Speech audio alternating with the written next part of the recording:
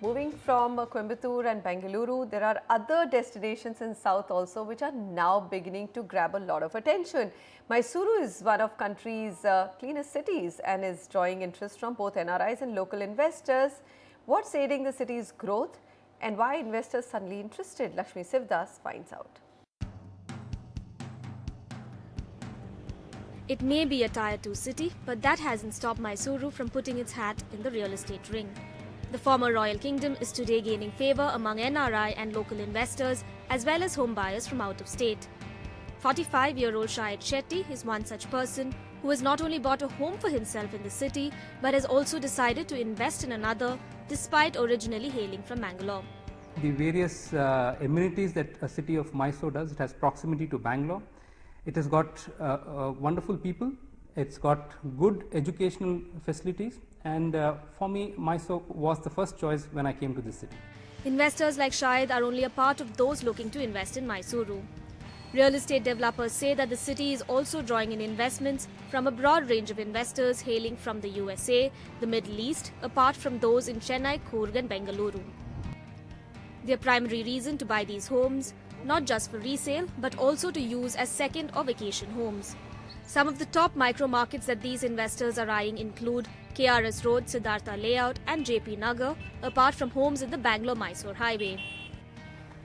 Developers say that the buyers are also eyeing future infrastructure improvements in the city that will add value to their property buy. We are looking at the railway double line expansion, which is almost over between Bangalore and Mysore. That is going to be fueling a lot of demand in Mysore. And we are looking at four-laning of road between Bangalore and Mysore.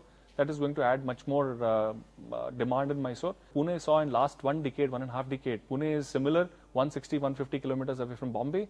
But Pune today enjoys almost 3 to 4 million square feet of commercial leasing, which nobody thought earlier, which is something which potential of Mysore also is there. Currently, apartments in Mysore sell starting at an average of 4,000 rupees a square foot and have been giving investors annualized returns of over 12% according to prop equity data. Villa projects, on the other hand, have been giving investors only about 5% annualized returns. While buyers are looking at the clean slate for development that Mysore provides, experts also say that this means more time for commercial development to take place in the city. We have seen probably a couple of retail developments which have happened in the last couple of years. Other than that, commercial development hasn't happened much.